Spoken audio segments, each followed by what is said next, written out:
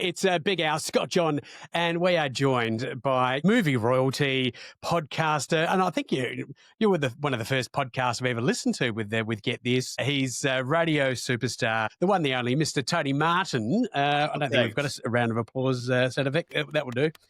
Yeah. When podcast first started, I was doing Get This, and they said, "Are you doing a podcast of it?" And I had to have someone explain to me what a podcast was. That's how long ago that show was. Well, yeah, you were the first podcast I'd ever listened to. Like, well, it would have been, 06 or something like that. So it's kind of like in its infancy podcast. Yeah, if people want to know how long ago it was that this show that we're talking about was on, let's just say that the man called Galen on Big Brother was a household name. And hot dogs.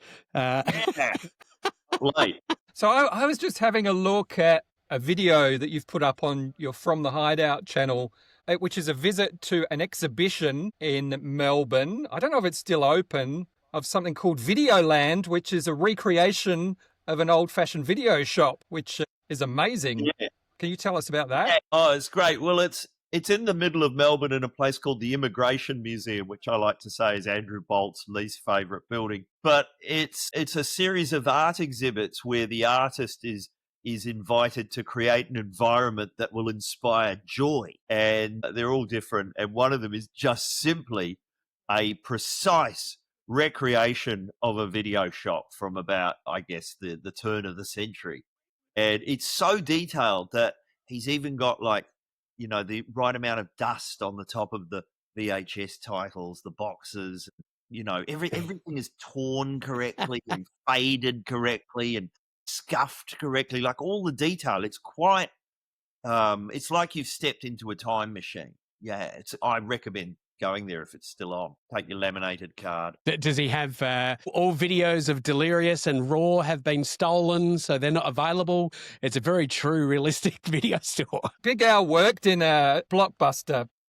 Oh, yeah, which was the most annoying irregular shaped video box? Like, you know, the coffin-shaped one for Fright Night, or is it Fright Night? Yes, that's right. It was Fright Night 2, was it? Yeah. And, of course, the Twin Peaks would have that, and I think they would have numerous video cassettes on Twin Peaks and of course, the adult section.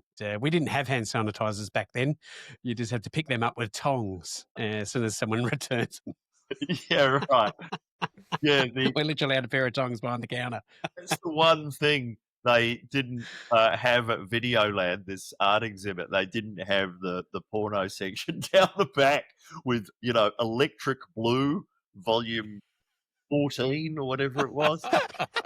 Electric Blue. It was like a magazine in VHS form. Wasn't it? I can't remember what it was. I always thought there should have been a porn series named after other Ice House songs, Man of Colours, and I haven't thought this through. We Can Get Together, yeah, etc.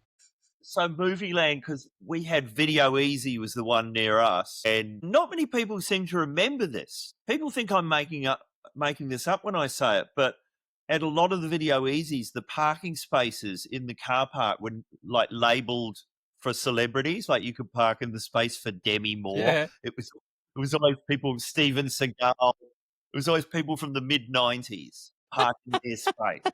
I do recall that, yeah. If the car park was full, you'd have to park out the front in the Margot Kidder. Yeah. Well, my one was to always run. If someone was coming out of the video shop, I would run from my car and pretend to be exhausted and go, "Sorry, I'm way down in Emilio Estevez."